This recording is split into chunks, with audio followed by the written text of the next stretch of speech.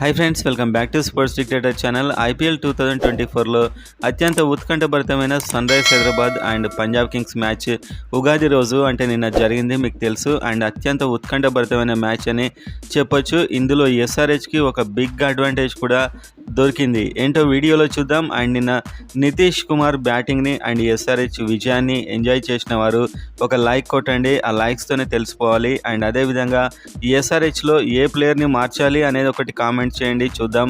And subscribe చేసుకోండి latest updates SRH and ఐపీఎల్కి సంబంధించి. And నిన్నటి మ్యాచ్లో అయితే కొత్త పిచ్, సో ఎలా ప్రవర్తిస్తుందో తెలియక ఇద్దరు కెప్టెన్స్ కూడా ఫీల్డింగ్ తీసుకుందామని అనుకున్నారు. కానీ పంజాబ్ కింగ్స్ టాస్ గెలవడం వల్ల ఎస్ఆర్హెచ్కి బ్యాటింగ్ ఇచ్చారు. సో బ్యాటింగ్లో ఎస్ఆర్హెచ్ అయితే మొత్తానికి వికెట్లను కోల్పోయింది. అండ్ బాల్ స్వింగ్ అయింది, బౌన్స్ అయింది, ఫాస్ట్గా వచ్చింది. అండ్ దాన్ని ఆడడానికి చాలా కష్టపడ్డాడు ట్రావిస్ హెడ్ అయితే. సో చాలాసార్లు అవుట్ అయ్యే ప్రమాదాన్ని తప్పించుకున్నాడు. ఎప్పుడు అవుట్ అవుతాడా అన్న విధంగానే మనం మ్యాచ్ చూస్తుంటాం. అదేవిధంగా అభిషేక్ శర్మ ఇబ్బంది పడినా కూడా అతడు సహజంగానే hitting player.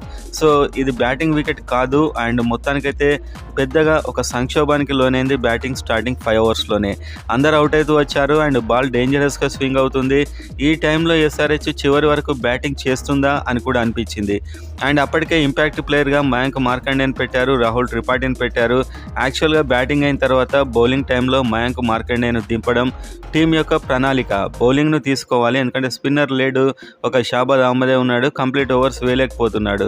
So Mayank Markande bowling టైంలో వచ్చే ఇంపాక్ట్ ప్లేయర్ని ఈ వికెట్లు పడడం వల్ల రాహుల్ త్రిపాఠికి మార్చి దించారు. ఎందుకంటే బ్యాటింగ్లో ఆల్మోస్ట్ 3-4 వికెట్లు పడిపోయాయి. మనకు అత్యంత అద్భుతంగా ఆడతారనుకున్న ప్లేయర్స్ అందరు కూడా అవుట్ అయిపోయారు, అది బౌలింగ్ వికెట్ కాబట్టి. ఈ టైంలో మొన్న చెన్నై సూపర్ కింగ్స్ మీద ఒక 6 కొట్టిన నితీష్ కుమార్ రెడ్డి, సో అప్పుడే నేను చెప్పాను, ప్రాక్టీస్ సెషన్లో నేను చెప్పాను, చాలా ఫ్లూయెంట్గా ఆడుతున్నాడు, చాలా హ్యాండ్ పవర్ ఉంది అని కూడా నేను చెప్పాను. చాలా వీడియోస్లో మీకు గుర్తుండే ఉంటుంది. సో ఈసారి ప్రమోషన్ కూడా ఇవ్వచ్చు ఇతనికని నేను చెప్పాను. సో అదే విధంగానే ఇతన్ని పైన పంపించారు, హెన్రిచ్ క్లాసన్ మీద పంపించారు. సో చాలామందికి డౌట్ రావచ్చు, ఇంతటి పిచ్ మీద ఏం ఆడతాడు అని చెప్పి కూడా అనిపించుంటుంది. సో అదే విధంగా కాస్త డౌట్ కూడా వచ్చింది. సో మొత్తానికైతే వికెట్లు పడుతున్నా కూడా, అది బౌలింగ్ వికెట్ అయినా కూడా అక్కడ నితీష్ కుమార్ చెలరేగిన విధానం అత్యంత అద్భుతం అని చెప్పొచ్చు. ఎందుకంటే అలా వికెట్లు పడిన టైంలో ఒక 120, 130, 140 రేంజ్లో కూడా కొట్టలేరు అనుకున్న టైంలో అంత ఫ్లూయెంట్గా మంచి బౌలర్స్ని మనకు బౌన్సర్ని అంతలా 6లు కొడుతూ నితీష్ కుమార్ రెడ్డి అయితే చెలరేగాడని చెప్పొచ్చు. ఒక్కటే మాట, నిన్న సన్ రైజ్ హైదరాబాద్ బౌలర్స్కి ఏదైనా పోరాడే అవకాశం దక్కింది అండ్ గెలవడం దక్కింది అంటే అది మొత్తం నితీష్ కుమార్కే ఆ క్రెడిట్ అంతా వెళ్తుంది. అండ్ మీరు ఆ బ్యాటింగ్ చూసినా, 6లు చూసినా కంఫర్టబుల్ 6లు అవన్నీ. సో మొత్తానికైతే బ్యాటింగ్లో నితీష్ కుమార్ రెడ్డి తన హార్డ్ వర్క్ ఏంటో చూపించాడు. అండ్ ఇతనికి సహకరించింది మాత్రం అబ్దుల్ సమద్ అని చెప్పొచ్చు. 25-12 బాల్స్లో అక్కడ ఆ సిచ్యువేషన్లో 5 4లు, అక్కడ pressure situation, Heinrich Klaasen out అయిన తర్వాత ఒక విధంగా మీరు చూస్తే ఎస్ఆర్హెచ్ బ్యాటింగ్ సంక్షోభం వచ్చిందని చెప్పొచ్చు ఆ టైంలో. సో ఎంత స్కోర్ చేస్తారు, ఆల్అవుట్ అవుతారా అనిపించింది. మనకు దాదాపు 9 ఓవర్స్ వరకు కూడా ఒక్క రన్ ఒక బాల్ వరకు కొడుతూ వచ్చారు ఆల్మోస్ట్. అండ్ ఆ తర్వాత అబ్దుల్ సమద్ కూడా చాలా ఫ్లూయెంట్గా ఆడాడు. కొట్టింది 25 రన్స్ అయినా చాలా ఇంపార్టెంట్ రన్స్ కొట్టాడు. అండ్ ఒకవైపు నితీష్ కుమార్ రెడ్డి బాల్ దొరికినప్పుడల్లా 6 బాల్తూ 4 బాల్తూ అతడు ఆడడం అత్యంత అద్భుతంగా అనిపించింది. మొత్తానికి నితీష్ కుమార్ అయితే టోటల్గా 64 రన్స్ కొట్టాడు. సో మార్కరం తర్వాత వచ్చాడు, అంత ఎర్లీగా వెళ్ళాడు. మార్కరం డక్అవుట్ అవ్వడం ఒక సర్ప్రైజ్ ఎస్ఆర్హెచ్కి, ఎందుకంటే నిలకడగా ఆడతాడని పేరున్న ప్లేయరే ఇలా అవుట్ అయ్యాడు. ఆ టైంలో వచ్చి 64 రన్స్, 37 బాల్స్, 4 4లు, 5 6లు, ఇవన్నీ అత్యంత అద్భుతమైన వాల్యుయబుల్ రన్స్ అని చెప్పొచ్చు. ఎందుకంటే ఆ టైంలో వికెట్లు పడుతున్నాయి, వేరే బ్యాట్స్మెన్ అయితే డిఫెన్స్ ఆడాల్సిన పరిస్థితి. కానీ రన్ రేట్ తగ్గకుండా ఆ రన్ రేట్ మెయింటైన్ చేస్తూ వెళ్ళాడు నితీష్ కుమార్. తర్వాత త్రిపాఠిని దించారు ఇంపాక్ట్ ప్లేయర్గా, ఎందుకంటే వికెట్లన్నీ పడిపోతున్నాయి కాబట్టి త్రిపాఠి వచ్చాడు బౌలర్ మార్కండేని పక్కన పెట్టి. త్రిపాఠి యథావిధిగా 11 రన్స్, 14 బాల్స్, ఒక 4 0 6లు కొట్టి అవుట్ అయ్యాడు. అండ్ త్రిపాఠి ప్లేస్లో మనకు ఉపేందర్ యాదవ్ని ఇంకా ఎవరినైనా ప్లేయర్ని తీసుకుంటే చాలా బెటర్ ఇలాంటి సిచ్యువేషన్లో నాకైతే అనిపిస్తుంది. Heinrich Klaasen 9 runs, 9 balls. And Shahbaz Ahmed కూడా అద్భుతమైన ఇన్నింగ్స్, 14 రన్స్, 7 బాల్స్, ఒక 4 ఒక 6. చివర్లో వికెట్లన్నీ పడిపోయాయి, ఆల్ అవుట్ అవుతుంది అనుకున్న టైంలో మనకైతే ఇతను ఒక 6 ఒక 4 కొట్టాడు. చాలా అద్భుతమైన ఇన్నింగ్స్ అని చెప్పొచ్చు. ప్యాట్ కమిన్స్ 4 బాల్స్ అండ్ చివర్లో జయదేవ్ ఉనాడ్కట్ అయితే ఒక 6 కొట్టాడు. ఒక బాల్కి ఒక 6 కొట్టాడు. లాస్ట్కి ఇదే విన్కి కారణమైంది. అండ్ మొత్తానికి ఓవరాల్గా చూస్తే ఒక్కటే మాటలో చెప్పాలంటే Nitish Kumar Reddy and Abdul Samad and Shahbaz Ahmed, Unadkat, so వీళ్ళు నలుగురు మాత్రం తమ వంతు పాత్ర పోషించారు బ్యాటింగ్లో అని చెప్పొచ్చు. సో మొదట్లో ట్రావిస్ హెడ్ తడబడ్డాడు, అన్ని మ్యాచ్ల్లో తడబడుతున్నాడు almost Travis Head. Batting wicket అయితే మాత్రం విరుచుకుపడే బ్యాటర్లా కనిపిస్తున్నాడు నాకైతే ప్రజెంట్గా. అండ్ అదేవిధంగా ఒక మిస్టీ స్పిన్నర్ కూడా ఎంట్రీ ఇచ్చాడు, విదేశీ ప్లేయర్, అదేంటో చూద్దాం.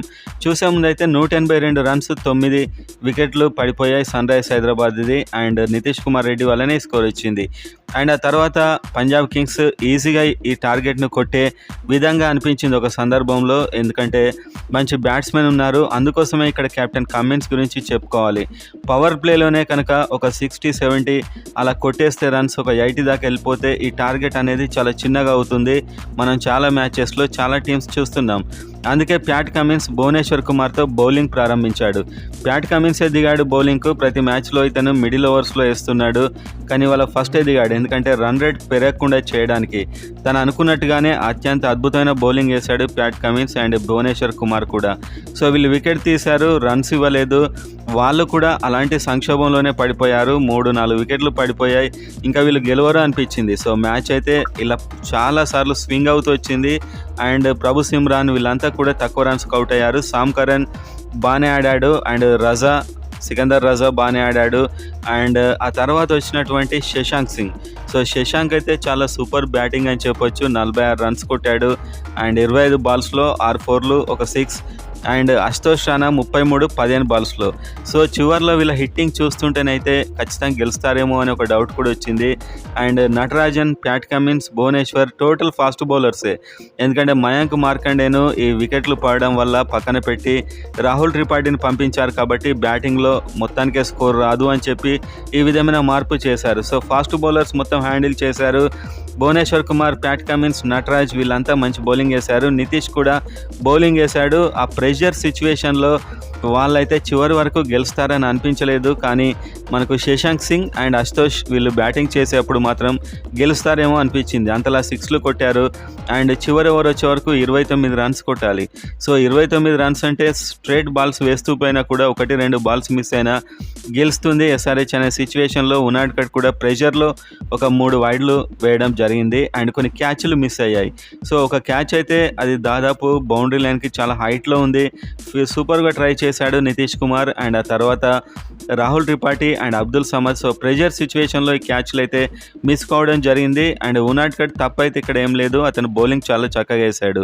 సో ఆ ప్రెషర్ సిచ్యువేషన్లో ఫీల్డింగ్ అది మిస్ కావడం వల్ల కూడా ఈ విధంగా జరిగింది. అండ్ చివర్లో వాళ్ళైతే 180 for 6, సో 2 రన్స్ కేవలం. సో ఎంతో కంఫర్టబుల్గా గెలుస్తుంది అనుకున్న సన్ రైజర్స్ హైదరాబాద్ కేవలం 2 రన్స్తో గెలవడం మాత్రం చాలా ఆశ్చర్యకరంగా అనిపించింది. చివర్లో ఒక దశలో కూడా టెన్షన్ వచ్చింది, మ్యాచ్ గెలుస్తుందా లేదా అని చెప్పి కూడా. సో ఎస్ఆర్హెచ్లో ఒక మంచి క్వాలిటీ స్పిన్నర్ లేని లోటైతే ఇక్కడ స్పష్టంగా కనిపించింది మనకి. ప్యాట్ కమిన్స్ కెప్టెన్సీ గురించి చెప్పుకోవాలి. అక్కడ ఓపెనింగ్ బౌలింగ్ వేశాడు అండ్ ఎక్కడైతే తన బౌలింగ్ అవసరమో అక్కడ అతను బౌలింగ్ వేస్తూ వెళ్ళాడు ప్యాట్ కమిన్స్. అండ్ నటరాజన్కి 19వ ఓవర్ ఇచ్చాడు, ఎందుకంటే ఆల్రెడీ ఇక్కడ బాల్స్ వేస్ట్ చేపిస్తే చివరి ఓవర్లో టెన్షన్తో కొట్టలేరు అని చెప్పి ఆ విధంగా. సో మీకు ఇక్కడ అబ్జర్వ్ చేస్తే కనిపించేది ఏంటంటే ప్యాట్ కమిన్స్ అద్భుతంగా టీమును లీడ్ చేస్తున్నాడు అతడు బౌలింగ్లో అండ్ అదేవిధంగా కెప్టెన్సీలో. బౌలింగ్ చేంజెస్, టైంకు సరైన బౌలర్స్ను దించడం అండ్ మయాంక్ మార్కండే లేడు కాబట్టి నితీష్ కుమార్కి బౌలింగ్ ఇచ్చాడు నిన్న. ఎవరో ఒకరు హ్యాండిల్ చేయాలి. సో ఆ నితీష్ కుమార్ 3 ఓవర్లో 33 రన్స్ ఇచ్చాడు, ఒక వికెట్ తీశాడు. కానీ ఫస్ట్ మ్యాచ్ ఇంత ఇంటర్నేషనల్ లెవెల్లో సూపర్ బౌలింగ్ అని చెప్పొచ్చు మొత్తానికి. అండ్ ఫీల్డింగ్ కూడా మీరు చూస్తుంటారు, నితీష్ కుమార్ ఫీల్డింగ్ చాలా సూపర్గా ఉంది.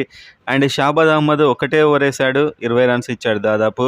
సో స్పిన్కి అయితే నిన్న వికెట్ సహకరించలేదు. వాళ్ళ బౌలర్స్ కూడా స్పిన్లో సరిగ్గా వేయలేకపోయారు. మొత్తానికైతే పంజాబ్ కింగ్స్‌లో Rabada, Harshdeep Singh fantastic bowling చేశారని చెప్పొచ్చు. అండ్ మీరు చూస్తే సన్‌రైజర్స్ హైదరాబాద్ టీమ్‌కి ఒక స్పిన్నర్‌ని తీసుకున్నారు మళ్ళీ. వనిందు అసరంగా ఎలాగూ రావట్లేదు కాబట్టి అతడి ప్లేస్‌లో విజయకాంత్, వియాస్కాంత్ అనేటువంటి శ్రీలంక స్పిన్నర్. సో ఇతను ఆల్మోస్ట్ వనిందు అసరంగా లాంటి బౌలింగ్ యాక్షనే. ఇతడు young player and Sri Lanka international టీంలోకి కూడా రీసెంట్‌గా వచ్చాడు. అండ్ ఇతడికి ప్లేస్ ఇచ్చే అవకాశాలు కూడా ఉంటాయి నాకు తెలుసు. ఎందుకంటే ఇంకా కొన్ని మ్యాచ్‌లు అయ్యాక స్పిన్‌కు సహకరిస్తాయి. ట్రావిస్ హెడ్ ప్లేస్‌లో ఒక స్పిన్నర్ వచ్చే అవకాశాలు అయితే డెఫినెట్‌గా ఉన్నాయి. సో నిన్న మనం వీడియోలో చెప్పినట్లు నితీష్ కుమార్ రెడ్డి టాలెంట్‌ని అయితే ప్యాట్ కమిన్స్ అద్భుతంగా పసిగట్టాడు. ఇతన్ని ముందే పంపించాడు బ్యాటింగ్‌కి. కోచ్ మనకు Daniel Vettori and Pat Cummins వీళ్ళ bowling changes and team selection అయితే ఫెంటాస్టిక్‌గా ఉంది. కాకపోతే రాహుల్ త్రిపాఠిని ఇక ముందు మ్యాచెస్‌లో తీసుకొని వృధా అని నాకైతే అనిపిస్తుంది. ఎందుకంటే అతని హిట్టింగ్ లేదు, హ్యాండ్ పవర్ లేదు. సో ఈ విధంగా అయితే ఒక ఇంపాక్ట్ ప్లేయర్ ఇంపాక్ట్ లేకుండా అయ్యాడు. ఒక 3 బాల్స్ ఇంకా ఎక్స్ట్రా వేస్ట్ అయ్యాయి. సో ఇతడి ప్లేస్‌లో ఉపేందర్ యాదవ్ ఆడాలని కసున్నటువంటి యంగ్ ప్లేయర్స్‌కి ఛాన్స్ ఇస్తే చాలా బెస్ట్. సో ఈ టెన్షన్ మ్యాచ్‌లో 2 రన్స్ తేడాతో ఎస్ఆర్‌హెచ్ గెలిచింది. అండ్ మొత్తానికైతే నితీష్ కుమార్ వల్లనే గెలిచిందని చెప్పొచ్చు. ఒకటే సింగిల్ స్టేట్మెంట్. బౌలర్స్ కూడా బౌలింగ్ వేసే స్కోప్ ఇచ్చింది నితీష్ కుమార్ ఇన్నింగ్స్. సో మనం స్కోర్ కొట్టడమే కష్టం అనుకున్న టైంలో ఇంతలా రన్ రేట్ బాదడం అది కేవలం నితీష్ యొక్క ఫియర్‌లెస్ బ్యాటింగ్.